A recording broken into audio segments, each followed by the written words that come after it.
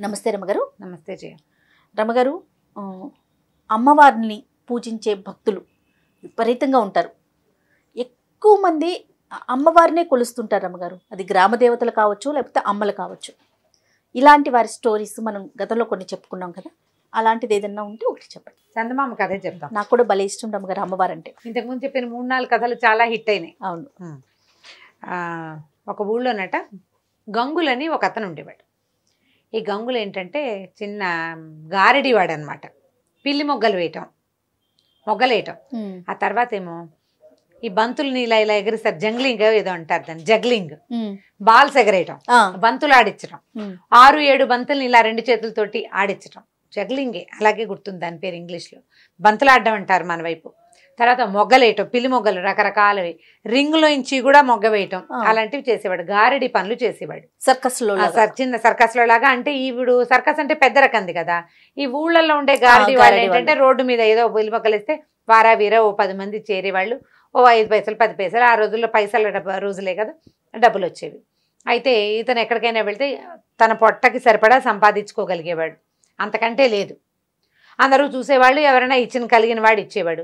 లేదా ఆ ఊర్లో ఇంచి పోతుంటే ఏ మున్సబ్ గారో ఎవరైనా ఏమిట్రా ఖాళీగా ఉన్నామంటే 2 మొగ్గలేసి 4 బంతులు ఆడిచి, లేదా జాంపళ్ళు ఏమైనా కనిపిస్తే 4-5 పళ్ళని ఎగరేసి వాళ్ళకి కాస్త సరదా పుట్టిస్తే ఆ పూట అన్నం పెట్టేవాళ్ళు. ఏదో ఒడ్లు పోయిండ్రా వీడికి గంగులకి కాసిన మినువులు ఇవ్వండిరా అంటే ఆ 4 వస్తువులు తెచ్చుకునేవాడు. అట్లా 3-4 ఊళ్ళని ఆశ్రయించుకుని తిరుగుతూ ఉండేవాడట. ఈ గంగులు ఉన్న మా సొంత ఊర్లో ఒక అమ్మవారి దేవాలయం ఉండేది. అయితే ఏమైందట, ఈ వయసు రీతి అతను యంగ్గా ఉన్నప్పుడు ఆ ఊరు ఈ ఊరు 4-5 ఊళ్ళు తిరిగేవాడు. ఏదో 10 రూపాయలు తెచ్చుకునేవాడు. వివాహం కాల అవివాహితుడు అతను ఒక్కడే ఉండేవాడు.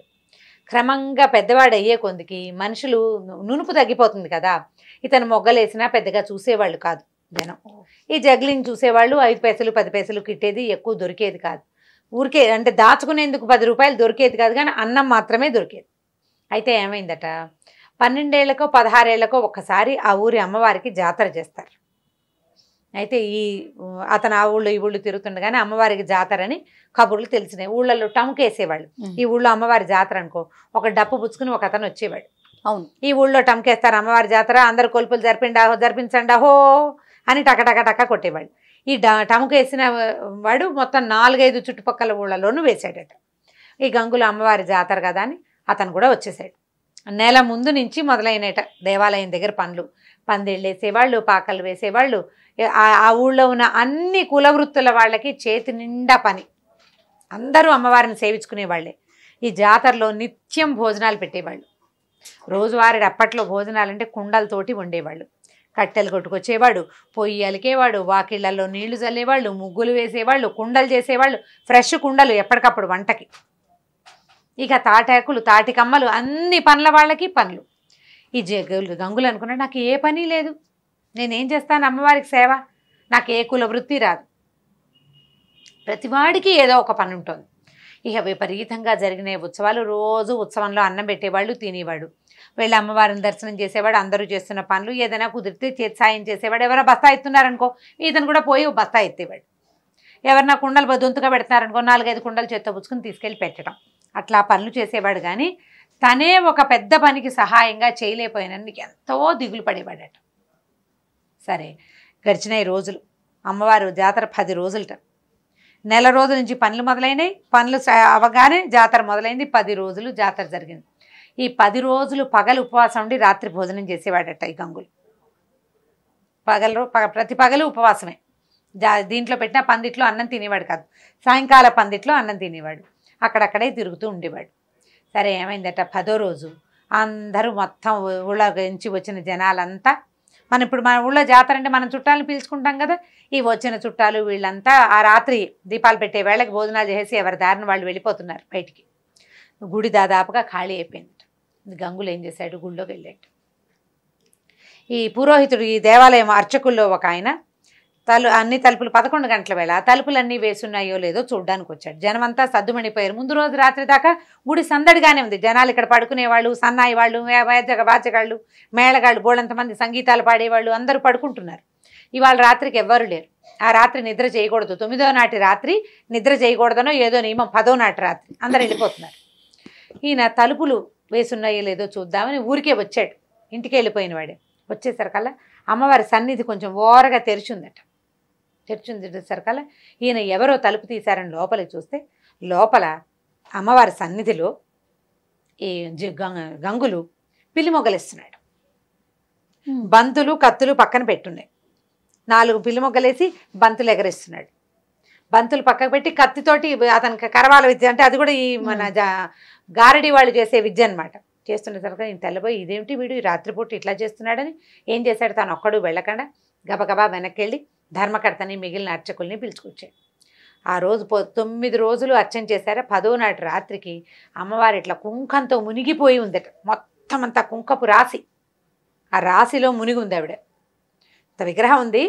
రోజు అర్చనే కదా, పొద్దున సాయంత్రం మధ్యాహ్నం 3 పూట్ల అర్చనలతోటి కుంకపు రాశి అనమాట. మర్నాడు 11వ రోజు ఆ కుంకం అంతా తీసి పొట్లాలు కట్టి అందరికి పంచుతారనమాట.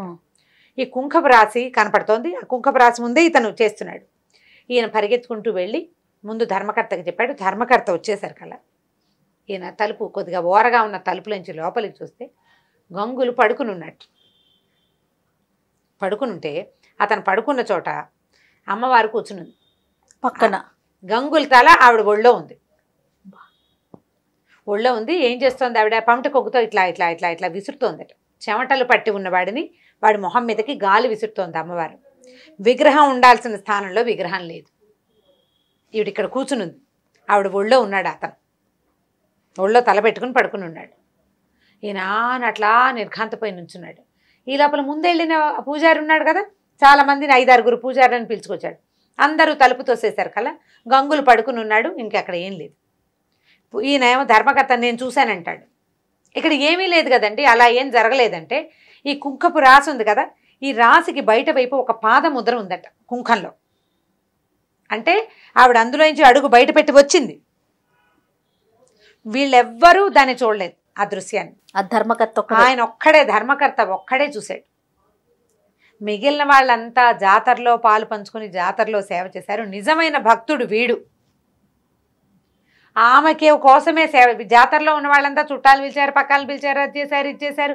ఎవరికి ముట్టాల్సిన డబ్బులు వాడికి ముట్టింది, ఎవరి గొంతుకి రావాల్సిన ప్రసాదం వాడికి వచ్చింది. వీడికి ఏదీ లేదు, వీడికి ఏమీ లేదు. కేవలం అందరూ అమ్మని సేవిస్తున్నారు, నేను సేవించలేకపోతున్నానన్న దిగులు తప్ప. తనకు వచ్చిన విద్యని ఆవిడొక్కదానికే ప్రదర్శించాడు. ఈ 10 రోజుల్లో అతను ఎక్కడ తన గారడిని ప్రదర్శించి 10 పైసలు తీసుకోలే. ఆమె కోసమే చేశాడు. ఆ కుంకపు పాద ముద్రను చూసేసరికల్లా మిగిలిన వాళ్ళంతా నమ్మారట. ఈ కుప్పగా ఉన్న కుంకంలో పాదాల ముద్ర కనిపిస్తోంది. పాదం పొడుగుది కనపడుతోంది, స్త్రీ పాదం అని తెలుస్తోంది. దాంతో అందరూ నిద్రలేపారు అతన్ని. నిద్రలేపితే అమ్మవారిని సేవించుకోవడానికి వచ్చానని చెప్పాడు. బయటికి పంపించేశారు. అందరు కలిసి అతన్ని తీసుకెళ్లారు. ఆ తర్వాత గంగుల్ని ఆ దేవాలయంలోనే ఉంచుకున్నారట. అతను దేవాలయ సేవకుల్లోనే ఉన్నాడు.